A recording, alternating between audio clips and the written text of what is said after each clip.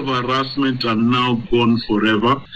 The days of your data privacy being breached and people reaching into your contacts and reaching out to your wife, your husband, your pastor, those days are gone. And that's the big win from this regulation. And that's Kevin Mutiso, who's chairman of the Digital Lenders Association of Kenya. And I was also speaking to Charles Gitonga, our correspondent in Nairobi. Now, can you imagine how frustrating it must be to be a student at a public university in Nigeria right now, plagued by strikes by university lecturers who are in dispute with the government? Well, yesterday you may have heard the students who blocked the roads to Murtala Mohammed International Airport in Lagos, preventing passengers from getting to their flights. And this is in frustration at the latest strike by lecturers since February. And this has become perennial, the strike action that is, when it's forced students to be stuck at home doing nothing. Well, let's hear from two such students who've shared how it's affecting their mental health, among other things. Marvel is a 21-year-old medical student at the University of Calabar, and Busayo, a 23-year-old third-year biochemistry student at the University of Lagos. Busayo started with how the strikes have impacted her. Very tiring and very stressful. Every year, every session we have strike. It's just becoming so annoying and really frustrating. The fact that I can't just be done with school, complete my course, being at home is really frustrating. Sitting down at home, not doing anything because of the lingering strike currently. It's really, really tiring and frustrating. I just want to complete the course because if without this strike, I should have been done with school already. My mates in private school were done with their school, and we entered the same year. But yeah, I'm still at home, still in 300 level first semester currently. So it's really tiring. And one can hear the frustration in your voice. Marvel, you're 21 and you're studying medicine, and I believe you started at the same time as Busayo, and yet, you know, medicine, you should have been in your third year, and you're only starting what level of your course? What year of your course are you now at? Okay, I'm in my second year, the first semester of my second year. My speed is extremely slow on a normal level, like it's extremely slow. So I remember I got into school when I was 18. And I'm 21 now, so literally I should have already been in my third year, but I'm just still in my second year. If I have an opportunity to go and further my studies abroad, I think I'll take it without thinking twice. I've had my senior colleagues, the ones in the final year, who had been in school since 2013. 2013 to now, that's almost 10 years of school.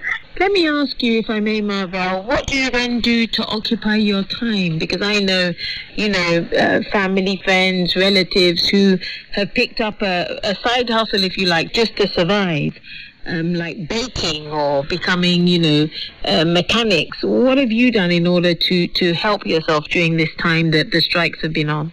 So I picked up skills, digital skills, like copywriting and graphic designing to help me.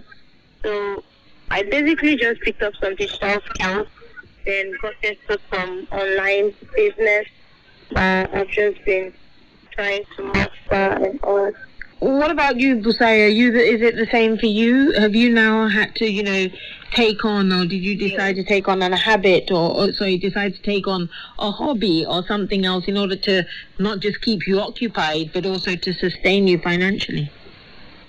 Yes, I did. I learned a trade. I learned how to bake. I also did some online courses in copywriting and some other things. Well, after I was done with the courses I did, most time I'm just at home because there's nothing really much to do. There are times I have to bake, I'll bake it back today. But most times I'm mostly just at home and maybe watching a movie or doing something or trying to keep myself occupied, house chores and all that. That's what I do basically. If you could say in a word, if I can ask both of you, starting with you, Marvel, if you could speak to either the president of ASU or to the Minister for Education right now, what would you say to either in terms of how you're feeling right now? I think I'll just say he has failed us, because I think the best way to cripple an economy or a country is by crippling the educational system. So I wouldn't really have much to tell him than just tell him he has showed us. We don't deserve him. He doesn't also deserve us. Busayo, for you, would it be to the head of ASU or to the Minister for Education that you'd speak? But I will tell them that they should just think of we students as their children. Like, what if their children are in our position? Would they love to see them sitting there at home, not doing anything, not being able to complete their education? They should just come to an agreement, and they should put us students, because the way it's going, they're not even putting us students into consideration at all. They don't even care about what's going on with us, about what we want to do. Just put us into consideration, and they should just come to an agreement and call off this strike. That's what I would tell them. The frustrations of two students there in Nigeria, Busayo, who's a 23-year-old third-year biochemistry student in Unilag, and Marvell, a 21-year-old medical student at the University of Calabar. Thanks to both of them for being so frank. And now let's get all the latest sports news. Muhammad Ali joined us from Cape Town. Mo. Thanks, Paula. We start with football, and South Africa will bid to host the 2027 Women's World Cup. The decision was made at the National Executive Committee meeting of the country's Football Association over the weekend. SAFA Chief Executive Tebogo Motlanthe said they will duly inform FIFA of their intention, and then they will start the process of bidding to become the first African country to host the women's tournament. South Africa will face opposition from the Netherlands, Belgium, and Germany, who launched a joint bid 2 years ago. Meanwhile, Senegal coach Aliou Cissé and many of his squad have been rallying around Keita Balde after it was announced the winger could miss the World Cup because of an anti-doping violation. Balde, who now plays for Spartak Moscow in Russia, has been suspended for 90 days by Italy's anti-doping body for protocol transgressions when taking a test in April. Balde's agent has made it clear that no banned substances were found in the player's test. As things stand, Balde will be free to play again on the 5th of December, which is just 2 days after the start of the second round at the World Cup. He will be allowed to start training 22 days before his ban expires. In cricket, South Africa's 2020 captain Themba Bavuma was a surprise omission from the teams that will be playing at the inaugural SA20 League that starts in January. Bavuma was not picked up by any of the 6 franchises at yesterday's players' auctions, where the squads were finalized. Another T20 national player, Andirepesh Lukwayo, was also not bought by any of the teams. Former national coach Eric Simons, who will be the assistant coach at the Joburg Super Kings, told the BBC's Kevin Hand the auction went largely as planned, besides those 2 notable exceptions. All in all, what we expected. 1 or 2 surprises. Obviously, Themba Bavuma and Nadine Pesaquire not being picked up was a surprise, but I think it was also to do a lot with the numbers that were spent early on. It's a disappointment. Obviously, Themba is the national captain. We'd love to have him involved and see him involved, but it is what it is. And it's the way these franchise tournaments work. They have a life of their own in many ways, but it's one of those things that I'm sure Themba and Nadine will pick up and come back from the next time on that and show people why they made a mistake of picking them up. How important do you think it is that this is success? Because obviously there's a huge desire to grow cricket all across the continent, isn't there? It's hugely important. I think it gives not only South Africa but African cricketers something to aim for. It gives them euros. It gives them opportunities. So you've got cricketers that have come from playing on a stage, scoring some runs, being seen by the owners, and they've spent big money on them. And it gives the young cricketers something to really aim for. And I wouldn't be surprised to see more and more African cricketers coming into the tournament. And maybe there's some thoughts in it from that. They can start thinking about maybe 2 African cricketers in franchise in the future, something along those lines, to promote the cricket in Africa. That's Eric Simons, South Africa's former national cricket coach, and wouldn't be good to see a few African players included in that lucrative tournament sometime in the near future. To finish with rugby, Springbok coach Jack Nienaber has made 2 changes to his starting 15 for Saturday's rugby championship match against Argentina in Durban. 35-year-old Frans Steyn replaces the injured Damien Willemse at fly half, and flank Pieter-Steph du Toit comes in for Francois Mostert, who moves to the bench. South Africa are level on 14 points at the top of the table with New Zealand. The All Blacks host Australia in Auckland in the last round of the competition. And that's it for sport from Cape Town. Thank you very much, Muhammad Ali. Now, Poland's President Andrzej Duda recently concluded a visit to Africa in a bid to boost relations with the continent, while exploring alternatives to Europe's dependence to Russia's oil and gas. He's also discussed the crisis in Ukraine and the fate of African students. Well, a bilateral agreement has been signed between Poland and Nigeria promoting more exploration of oil and gas. The BBC's Ishak Khalid began by asking the Polish president for more details about that agreement. The Memorandum of Understanding was concluded on cooperation in agriculture, including modern agriculture technology and bilateral exports and imports.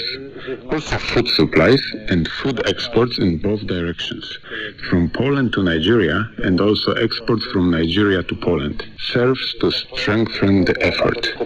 And additionally, there is, of course, cooperation in the field of defense and energy. There have already been the first deliveries of oil and LNG from Nigeria to Poland over the last few years, something which is now crucial.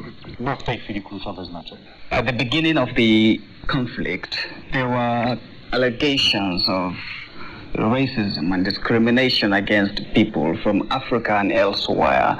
In Poland, people were turned back.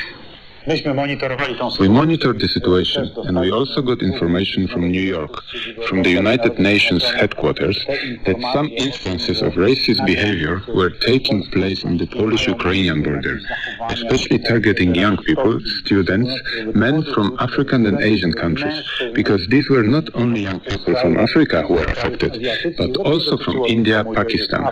In general, they were in vast majority students who studied mainly in Kharkiv, Ukraine's major university center. They were fleeing the war because Kharkiv was under attack, and they were among the hundreds of thousands of refugees on the Polish-Ukrainian border. The whole problem lasted no more than 2 weeks in total. We received thanks from India and from Nigeria. The issue was resolved. Very few students were harmed. Unfortunately, a few were killed amid war hostilities. In general, it was a very trying moment, which fortunately was resolved, and help was provided to all those who needed it. Recently, we can see Russia is expanding its presence in Africa in the area of security, for instance, and China also in the area of economy, infrastructural development. Some feel that the Western world is losing out in Africa. Do you feel so? I follow this process closely. I am aware of it and I understand it. Most unfortunately, Russia is in a way trying to colonize Africa. Using often very high-sounding words, it actually wants to consume African resources.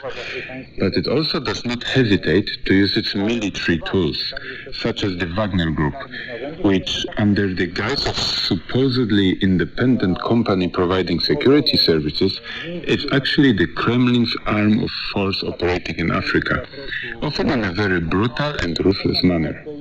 I think Africa should act very prudently, should be sensitive to Russian propaganda, no matter how efficient and misleading, often completely misleading. As a matter of fact, this is an imperial policy, and it would be good that people in Africa understand it, that this is a new attempt at colonization. And this is what Africa should guard against, avoiding partners who want to devour everything, who want to have a hand in every aspect of African economic life. A genuine partner involves itself only in certain aspects and treats its cooperators with respect. This is a basic principle. Poland's President Andrzej Duda speaking to the BBC's Ishak Khalid. And finally, could Italy, a founding member of the European Union and its third largest economy, be about to swing to the far right? Well, that's what the polls suggest ahead of Sunday's elections, with Giorgia Meloni likely to become Italy's first female prime minister and first far-right leader since Mussolini. And as our Italy correspondent Mark Lowen reports, is dividing views across the country.